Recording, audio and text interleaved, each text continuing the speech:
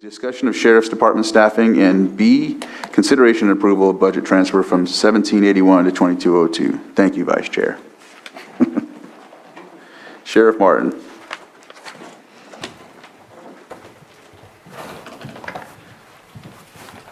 So I left without my notes on my desk. I plan to return later in the meeting, but I'll try to convey the message as best as possible from my memory. I want to bring this item to the board to let you know of the staffing issues. I know the staffing concerns were discussed during the budget hearing, and it seems like they're a constant source of concern amongst the county. In particular, with the sheriff's office, we continue to have problems recruiting and now retaining people. Out of the 156 positions that we have allocated, we currently have 119 of them filled. Out of those 119, we currently have 12 people that are not serving full functions based on light duty assignments, modified duty for various injuries, or that are off on some sort of mandated leave, family medical leave, some other legally required leave. Where we're feeling those impacts are first in patrol. Out of our patrol allocations, we have 43 positions or 42 positions allocated for patrol in our deputy sheriff series. With those, we staff the roadmap task force and our cannabis team with 4. We have 4 in detectives. We have some that are assigned to civil, and 1 assigned to full-time to background and recruiting efforts. That leaves us with a total of 16 deputy sheriffs that are assigned to patrol. We run 12-hour shifts, which leaves us with 4 deputy sheriffs to work each shift for a 12-hour shift, either 3 or 4 days a week. Now, when somebody has court, calls in sick, has to take vacation, or has to attend some training, that obviously reduces that number of staff that are available. Out of those patrol deputy positions, we also have 3 that are augmenting operations in our dispatch center, and 3 that are augmenting operations in the correctional facility. Moving along to the dispatch center, we currently have 10 allocated positions. As of today, we only have 6 of those positions filled, with 3 or 2 of the positions being trainee positions. They fall into that category of not being fully deployable because they have not yet completed their training. The good news is I think we're looking towards the end of July and the beginning of August to getting those 2 off of training. But until that time, we're going to continue to have to staff it with peace officers, deputy sheriffs that are working in there to augment. Even when the 2 come off training, we're still going to have to continue with staffing it with at least 1 deputy sheriff. With 4 functioning dispatchers, obviously we run 2 dispatchers at a time, 24 hours a day, which would mean they'd have to work 12-hour shifts every day of the week without ever having a day off, and that's the need to augment those positions in our dispatch center. At the jail, we currently have 15 vacant positions. We have 3 people that we know of that are in backgrounds to leave to go to other agencies. We lost we were at 14 last week. We lost one of our correctional officers to the probation department, which is good for the county. We continue to keep that person employed here, but it certainly hinders our ability to provide services at the jail. Out of those, at the allocated positions out there, we have 6 people that are on either light or modified duty or out for legally mandated leave, medical reasons or family leave, child bonding, those types of things. The staffing is challenging. I've said here many times at the board meetings that I'd love to provide extra services. We struggle to provide the services that are legally required to provide. And starting on January 1st, we're going to have additional requirements imposed by function of the law, particularly at the jail. We augment, as I said earlier, we augment the jail with 3 deputy sheriffs. As we continue to lose people from the jail, either going elsewhere or retiring, we have 1 person that's retiring this year, and at least 1 other. There's probably a couple out there that are eligible, but we know of 1 that has indicated their intention to retire in September of this year. As we continue to lose people out of the jail, they're going to have to be replaced on a 1-for-1 basis by removing deputy sheriffs either out of specialty assignments, which means we wouldn't be able to staff the roadmap task force or our cannabis enforcement. We've already removed our school resource officer out of the Canocti School District with the end of the school and placed that deputy into a position at the jail to fill one of those vacant positions.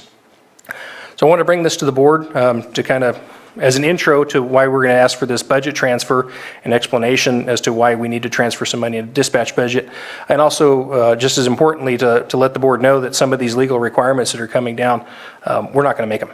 We're not going to be able to fulfill our legal obligations without a very drastic change in our staffing plans. And that drastic change is either going to be, we're going to have to hire a whole bunch more people, which across the nation, across the state, hiring challenges in law enforcement are top headlines. It's not unique condition right here in Lake County, but it's certainly something we're going to be dealing with, or we're going to have to cut additional services elsewhere.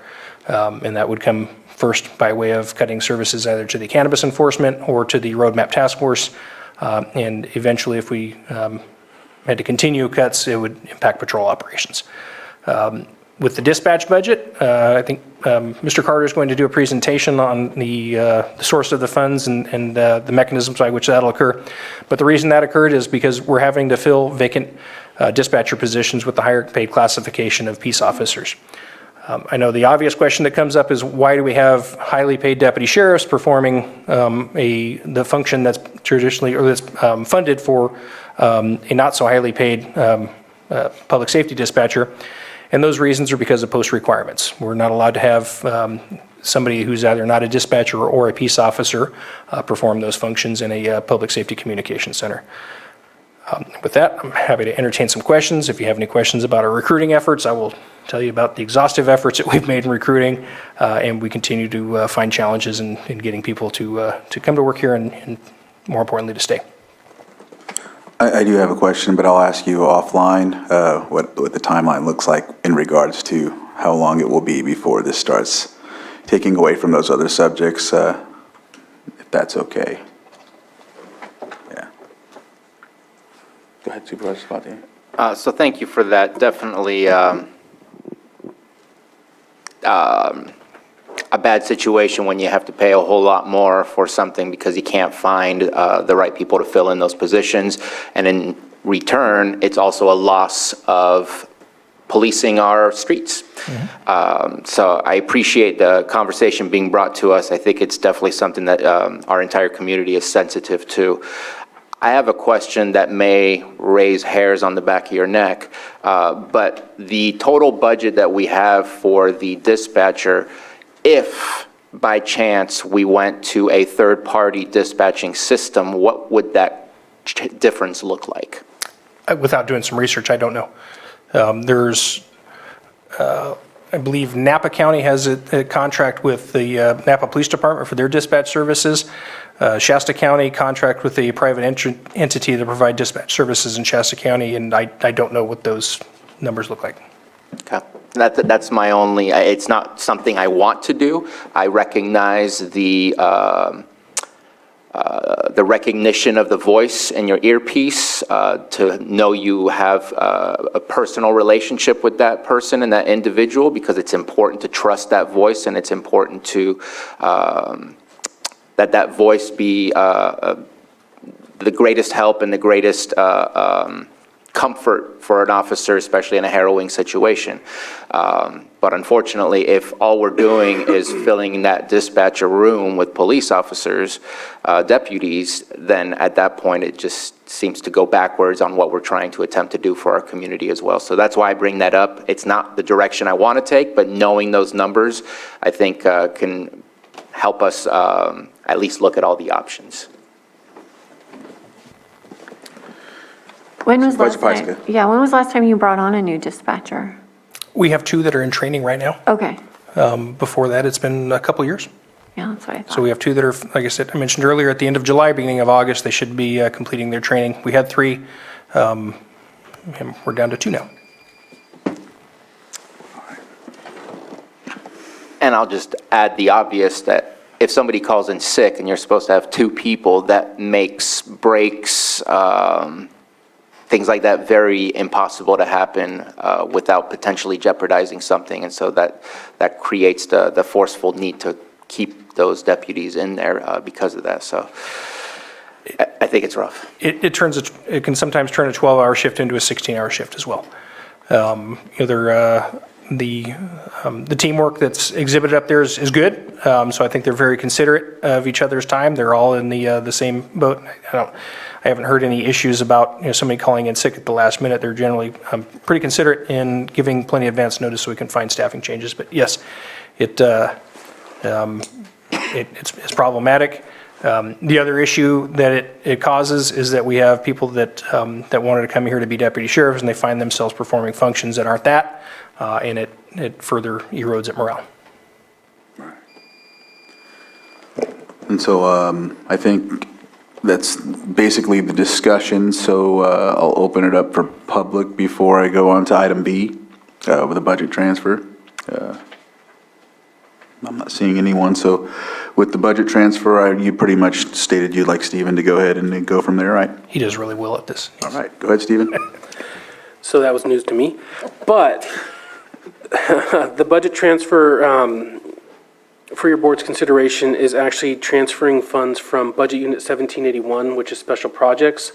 There are funds available in 2380 that are in the current year are not being utilized, of $115,000, which would then be transferred into Budget Unit 2202. So it'd be from Budget Unit 1781 to Budget Unit 2202, dispatch,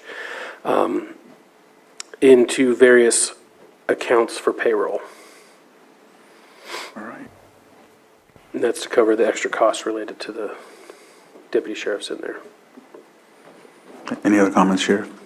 That's all I have. I wanted to offer an explanation that, this is the reason we want to be good stewards of the public's dollars. I think there's always going to be questions on how come there wasn't enough money in there in the first place. And the reason is we didn't budget for deputy sheriffs in there, but we have to use somebody and legally required to use deputy sheriffs. Yeah, this wasn't a budgeting error. It was because of extra staffing costs. All right. I just had one question, and you'll educate me on this, but we just went through, obviously, the global pandemic and the remote work opportunities. Is that ever something for dispatch? It's not allowable by state law, or just a question? I'm just asking. I'm not. The buildings have, all the servers are in there. There's CLETS terminals that the state would have to come in and approve to be put in people's homes. There's security requirements for CLETS information that has to go out that you simply can't comply with in somebody's private residence. Okay, just wanted to ask that question, because that could, we know that the world is changing, people, how they're working, so just wanted to ask that question. Yeah. Any other questions? Open it up to the public for any comments or concerns on this item. Not seeing anyone with the hand raised. I was hoping somebody from the public would come on and ask where they apply. I'll wait an extra second for that. Bring it back to the board, close the public input for action.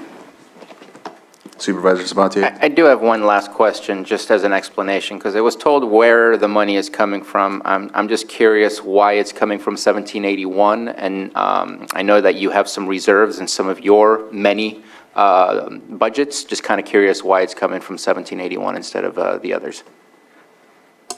For me or for Mr. Carter? Either one. Technically, it's for you, but I can answer for you. Okay. So the reserves that he has are for very specific. The reason why they're in that fund in a reserve, only can be used for specific things. The only possible funding source he has that is in that kind of realm would be the local law enforcement, which is being set aside for the armory. So this is general fund not being utilized in 1781 to help out 2202, because 2201, the sheriff actual main budget and the jail are razor thin as well, so he doesn't have it in other budget units other than the ones that are pigeonholed for specific activities, and this is not one of them. And this is in the 21-22. We're not. This is not okay for the budget. Correct. Basically the same as the budget conversation, but 21-22. Okay. Mm-hmm. Oh, looks like we have a hand up. Director Metcalf.